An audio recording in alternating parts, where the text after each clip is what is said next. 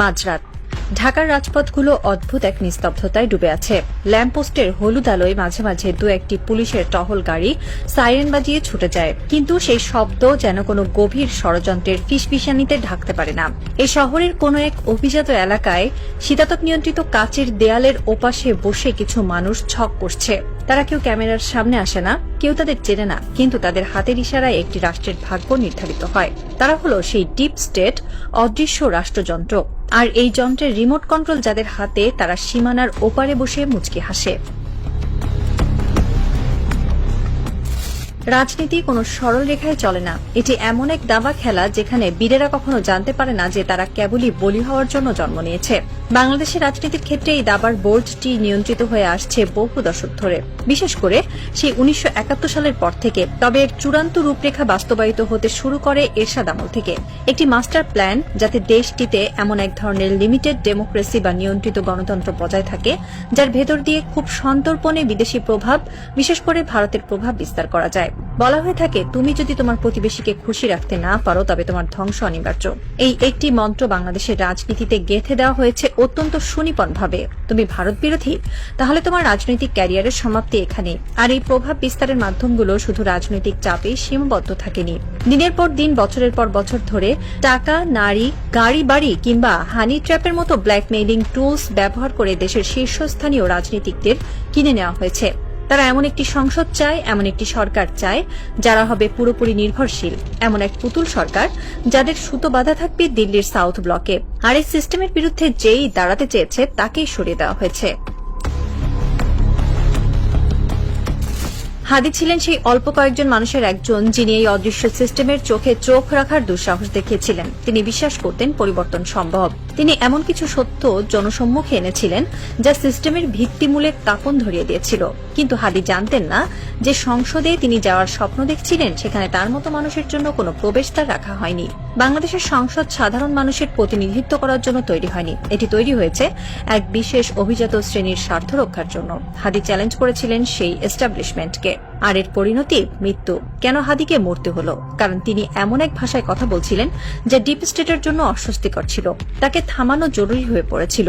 নির্বাচন বা আইনি প্রক্রিয়া তাকে আটকানো কঠিন ছিল বলেই তাকে চিরতরে সরিয়ে দেওয়া হয়।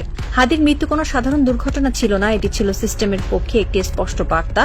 আমাদের ছকে যে আসবে না তার কোনো অস্তিত্ব থাকবে না। রক্তে রঞ্জিত হয়েছিল রাজপথ। জুলাই মাসে সেই উত্তাল দিনগুলোতে মানুষ স্বপ্ন দেখেছিল এক নতুন বাংলাদেশে। তারা ভেবেছিল এবার হয়তো সংসদে এমন মানুষেরা যাবে যারা সত্যি সাধারণ মানুষের কথা বলবে, যারা ঋণ খেলাপি নয়, যাদের দ্বৈত নাগরিকত্ব নেই, যাদের কোনো ক্রিমিনাল রেকর্ড নেই। ডক্টর ইউনূসের সরকার ক্ষমতায় আসার পর মানুষের প্রত্যাশা ছিল আকাশচুম্বী, কিন্তু ফলাফল কি হলো? সংসদে যখন নতুন মুখগুলোর দিকে মানুষ তাকালো, তারা শিউরে উঠল। ঘুরে ফিরে সেই একই মুখ। 85 জন এমন এমপি যারা আগেই সংসদে ছিলেন, সেই পুরনো ঋণ খেলাপি, সেই পুরনো দুর্নীতিবাজরাই এবার নতুন পোশাকে হাজির। কেন এমন হলো? এত রক্তের, এত ত্যাগের পর কেন একই ফলাফল? এর উত্তর লুকিয়ে আছে আমাদের সিলেকশন সিস্টেমে। সংসদ সদস্য নির্বাচনের যে পদ্ধতিটা এমনভাবে ডিজাইন করা হয়েছে যেন কোনো সাধারণ বা সৎ মানুষের ভেতরে ঢুকতেই না পারে। এই সিস্টেম পরিবর্তন করতে দেওয়া হয়নি, কারণ সিস্টেম পরিবর্তন করলে হাদির মতো সৎ এবং আপোষহীন মানুষরা সংসদে ঢুকে পড়ত, আর তা ডিপ স্টেটের জন্য সবচেয়ে বড় বিপদ হতো। হাসনাতের গল্পটা আর একটু ভিন্ন, কিন্তু সমানভাবে করুণ। কিছুদিন আগেও সে ছিল জাতীয় এক আন্দোলনের রূপকার, একজন ন্যাশনাল লিডার। তার প্রতিটি কথায় রাজপথ কেঁপে উঠত। সাধারণ মানুষ তার দিকে তাকিয়ে থাকত নতুন নির্দেশের জন্য। কিন্তু সিস্টেম জানে কিভাবে একজন বিদ্রোহীকে বশ করতে হয়। হাসনাতকে মেরে ফেলার প্রয়োজন হয়নি, তাকে সিস্টেমের ভেতরে টেনে নেওয়া হয়েছে। আজ হাসনাত 300 জন এমপির একজন। সংসদে সে কথা বলার সময় মাত্র 5 মিনিট পায়, আর সেই 5 মিনিটের ভেতরে তাকে 14 বার পয়েন্ট অফ অর্ডারে বাধা দেওয়া হয়। তাকে শেখানো হয় সংসদীয় আদব কায়দা, মাননীয় স্পিকার বলে কিভাবে মাথা নিচু করতে হয়। যে হাসনাত পুরো দেশের কথা ভাবত, তাকে এখন কুমিল্লায় তার নির্বাচনী এলাকার ছোটখাটো উন্নয়নমূলক কাজে ব্যস্ত রাখা হয়েছে। তাকে প্রচুর ফান্ড দেওয়া হয়েছে যেন সে এই রাস্তাঘাট আর টেন্ডারের হিসাব মেলাতে ব্যস্ত থাকে।